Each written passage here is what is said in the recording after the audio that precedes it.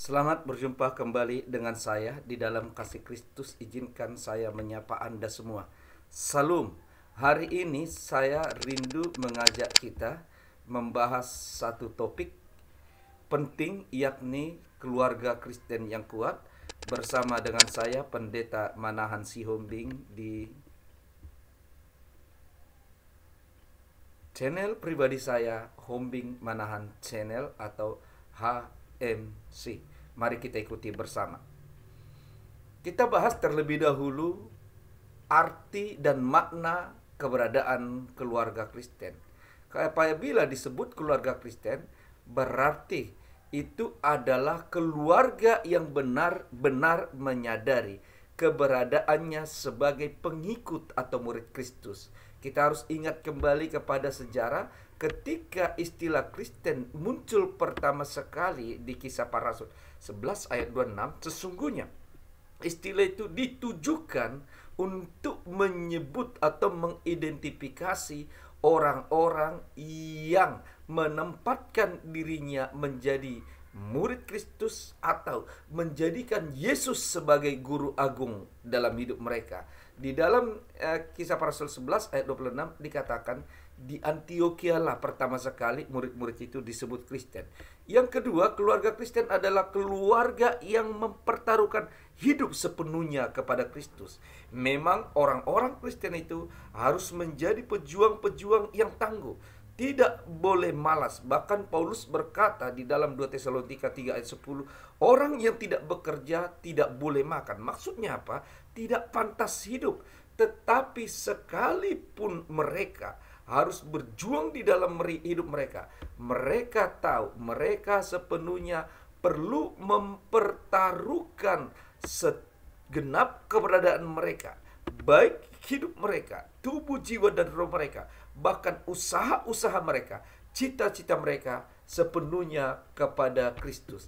Berikutnya yang disebut dengan keluarga Kristen adalah keluarga yang bisa menjalankan fungsinya sebagai saksi. Ingatlah bahwa Yesus terakhir sekali memberi perintah kepada muridnya dan mengingatkan kembali kepada murid-muridnya di Kisah Para Rasul 1 ayat 8. Dia berkata, kamu akan menerima kuasa kalau Roh Kudus turun ke atas kamu, dan kamu harus menjadi saksiku. Keluarga Kristen dimanapun mereka berada, mereka harus benar-benar menyadari eksistensi mereka di sana itu adalah karena kehendak Tuhan dan benar-benar ditentukan oleh Tuhan. Dan berdasar kesadaran ini, mereka harus mengerti satu tugas penting yang harus mereka pertanggungjawabkan di tengah-tengah lingkungan dimanapun mereka berada. Mereka harus menjadi saksi Kristus. Yang keempat, keluarga Kristen adalah keluarga yang benar-benar meneladani, perhatikan ini, meneladani cara hidup Yesus Kristus. Jadi singkat kata, kalau dikatakan ketika keluarga Kristen berada dalam satu lingkungan, maka orang-orang di lingkungan mereka harus bisa melihat dari kehidupan mereka, dan orang bisa merepresentasikan bahwa begitulah sebenarnya Yesus hidup. Nanti kita akan lihat bagaimana keteladanan yang perlu dicontoh orang Kristen dari Yesus. Yang kelima, keluarga Kristen adalah keluarga yang hidup dalam pimpinan Roh Kudus. Kita tahu di dalam Alkitab jelas dikatakan bahwa manusia lama kita adalah manusia yang cenderung mengikuti kedagingan kita, dan oleh karena itu setiap manusia perlu diperbaharui, perlu hidup di dalam pimpinan Roh Kudus agar kehidupan mereka itu bisa mempermuliakan Allah. Secara khusus agar kehidupan orang Kristen itu bisa menjadi saksi Kristus bagi sesamanya, hidup di dalam pimpinan Roh Kudus. Berikutnya kita lihat keteladanan hidup Kristus. Secara khusus kita sarikan dari Filipi 2 ayat 5 sampai 8. Filipi 2 ayat 5 sampai 8. isi daripada ayat-ayat ini bagiku secara pribadi adalah sesuatu isi yang luar biasa, yang sangat motivatif, menggugah dan memberi kesadaran bahwa sebenarnya kita harus benar-benar hidup sesuai dengan keteladanan dari seorang pribadi terbesar yang pernah hidup di tengah-tengah dunia ini. Dikatakan di sana, hendaklah kamu dalam hidupmu bersama menaruh pikiran dan perasaan yang terdapat dalam Kristus Yesus. Jadi pikiran dan perasaan Yesus itu ada di tengah-tengah keluarga Kristen yang walaupun dalam rupa Allah tidak menganggap kesetaraan dengan Allah itu sebagai milik yang harus dipertahankan. Di dalam Yesus tidak ada kesombongan, melainkan dia telah mengosongkan dirinya dan mengambil rupa seorang hamba dan menjadi sama dengan manusia. Kita tahu Yesus benar-benar menerpaksakan dirinya rela jadi manusia. Karena apa? Manusia itu sudah berdosa, siapapun. Dan dikatakan di dalam Roma 6 ayat 23, upah dosa adalah maut. Yesus benar-benar paham, tanpa campur tangannya manusia akan binasa. Dan oleh karena itu Yesus datang sebagai manusia. Dan di dalam Yohanes 3:16 dikatakan, karena begitu besar kasih Allah akan dunia ini, sehingga ia telah mengaruniakan anaknya yang tunggal, supaya setiap orang yang percaya padanya tidak binasa, melainkan beroleh hidup yang kekal. Dan dalam keadaan sebagai manusia, dia ambil rupa seorang hamba. Ingat ini yang saya kotak-kotaknya merah. Dan merendahkan dirinya. Bahkan dia taat sampai mati. Dan kematiannya bukan kematian yang ringan karena penyakit, karena kena pedang, tetapi mati di kayu salib. Ini adalah kematian yang sangat menyakitkan, kematian yang sangat memerikan. Tetapi Yesus siap tanggung itu. Oleh karena dia mau taat, oleh karena dia mengerti dia harus melakukan itu untuk kebaikan manusia. Dari Filipi 2 ayat 5-8 kita bisa melihat beberapa teladan Kristus yang harus diteladani oleh keluarga-keluarga Kristen. Pertama, mampu bersimpati. Tadi saya katakan manusia itu harus menderita loh karena dosa. Dan Yesus sebenarnya tidak akan menderita karena dosa itu. Dia adalah Allah yang luar biasa, tahtanya di surga yang kekal. Tetapi dia mampu bersimpati terhadap kita. Dia tidak mau kita benar-benar menderita, sekalipun penderitaan itu sebenarnya datang oleh karena kesalahan kita. Dia bersimpati kepada kita. Yang kedua, dia punya jiwa melayani yang luar biasa. Dia ambil rupa seorang hamba. Perhatikan ini. Seorang hamba itu adalah pelayan yang bekerja benar-benar untuk kebaikan yang dia layani. Dia lakukan pelayanan yang dipercayakan ke Bapa kepadanya. Untuk apa? Untuk menyelamatkan manusia. Untuk apa? Memberi contoh keteladanan bagi manusia. Dan dia juga sangat rendah hati. Dia adalah Allah. Lihat, yang walaupun dalam rupa Allah tidak menganggap kesetaraan dengan Allah sebagai milik yang harus dipertahankan. Dia adalah pemilik segala sesuatu. Dia adalah penguasa atas segala sesuatu. Tetapi dia punya kerendahan hati. Dia rela merendahkan dirinya. Dia adalah pribadi, tokoh terbesar yang paling kontroversial di tengah-tengah dunia ini. Dan ingatlah, di antara semua manusia, tidak ada manusia yang pernah paling sering dihujat daripada Yesus.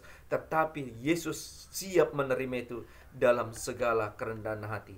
Dia adalah setia. Saat dia sudah melihat bahwa penderitaan salib sudah ada begitu dekat di hadapannya, dia pergi ke Taman Getsemani berdoa kepada Bapaknya. Sampai 3 kali dia katakan, Bapa, kalau bisa jangan sampai disalibkan. Tetapi apa dikatakan Yesus? Jangan kehendakku, kehendakmu jadilah. Dia siap berjuang sampai titik yang terakhir, sampai tetes darah yang terakhir, demi melakukan pelayanannya kepada Bapaknya. Dan dia sukses melakukan itu. Dan ingat, yang paling menyentuh dari semua adalah dia bukan hanya berkata, dia adalah wujud kasih Allah ke tengah-tengah dunia ini. Kasihnya bukan hanya dengan memberi, kasihnya bukan hanya dengan memotivasi. Bila perlu berkorban, sampai nyawa pun dia perkorbankan untuk menyempurnakan kasih Allah bagi manusia. Berikutnya kita lihat bagaimana selanjutnya kaitannya dengan membangun keluarga Kristen yang kuat. Kita ambil satu kutipan ayat dari Matius 7 ayat 24 sampai 27. Ini merupakan suatu ilustrasi membangun keluarga. Dikatakan di sana, setiap orang yang mendengar perkataanku. Ini adalah pernyataan Yesus. Perkataanku dan melakukannya. Ingat tadi dikatakan mendengar perkataan Yesus dan melakukannya. Ingat sekali lagi, perkataan. Mendengar dan melakukan perkataan itu, ia sama dengan orang bijaksana yang mendirikan rumah di atas batu. Ketika rumah itu sudah didirikan di atas batu, hujan boleh turun dengan derasnya seperti sekarang ini, banjir boleh datang, lalu angin melanda, tetapi rumah itu tidak rubuh. Perhatikan, hujan, banjir, angin menerpa, rumah itu tidak rubuh. Sebab apa? Sebab didirikan di atas batu. Sekali lagi perhatikan ungkapan di atas batu. Nanti kita lihat apa kaitannya dengan Yesus. Kemudian, tetapi orang yang mendengar perkataanku tidak melakukannya, ia sama dengan orang yang bodoh. Memang mereka berhasil mendirikan rumahnya, tapi seperti mendirikan di atas pasir. Kemudian datanglah keadaan yang sama seperti yang dialami oleh rumah yang dibangun di atas batu. Turun hujan, datang banjir, angin melanda, sehingga rubuhlah rumah itu dan rusak, berantakan, harus dibangun kembali agar pantas untuk ditinggali. Apa kaitannya dengan membangun keluarga Kristen yang kuat? Perhatikan slide berikut ini. Membangun keluarga Kristen yang kuat itu berarti sama dengan membangun keluarga itu di atas Kristus. Sekali lagi, membangun keluarga Kristen yang kuat itu sama saja maknanya dengan membangun keluarga Kristen itu di atas Kristus. Kaitannya dengan ilustrasi tadi. Di dalam 1 Korintus 10 ayat 4c dikatakan di sana, Yesus adalah batu karang rohani yang teguh.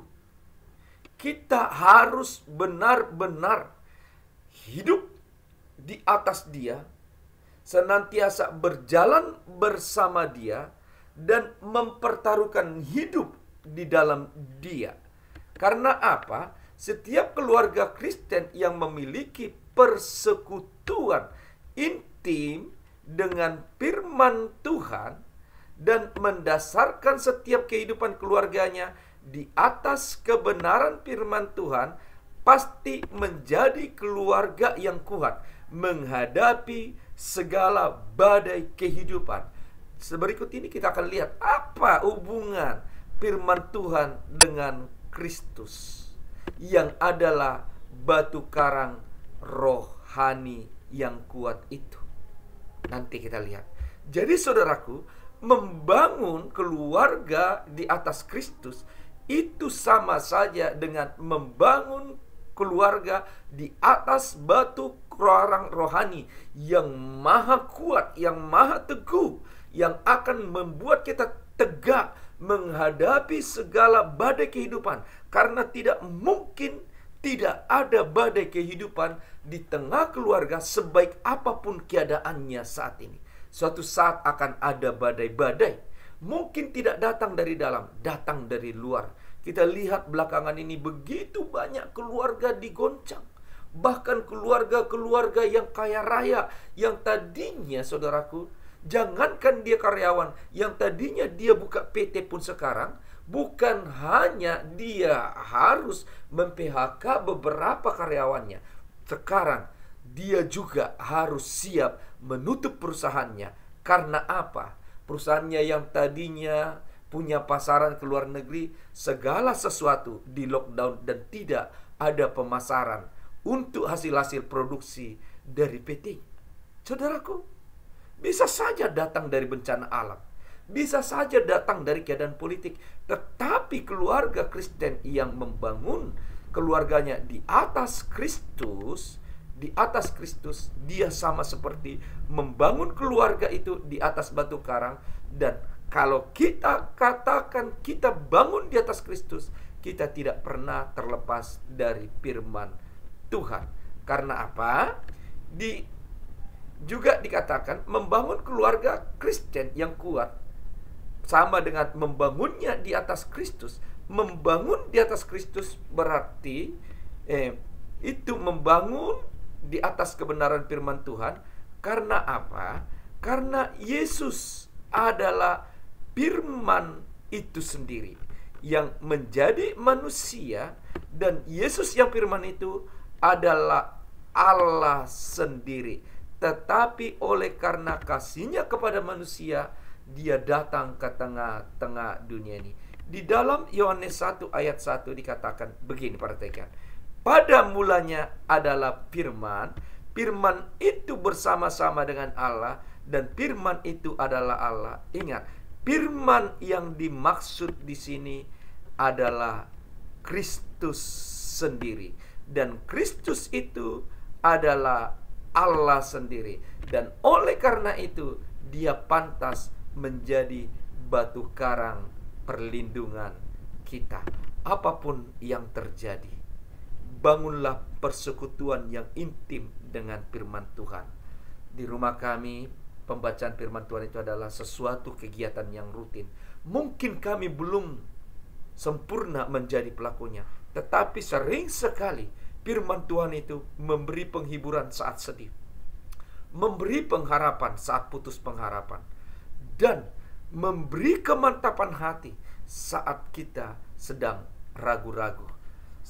Dan selanjutnya saya ucapkan terima kasih. Kiranya keluarga kita semua adalah keluarga yang kuat, keluarga yang solid, keluarga yang benar-benar bersatu, dan menjadi keluarga yang diberkati oleh Tuhan. Tuhan memberkati kita semua. Salam.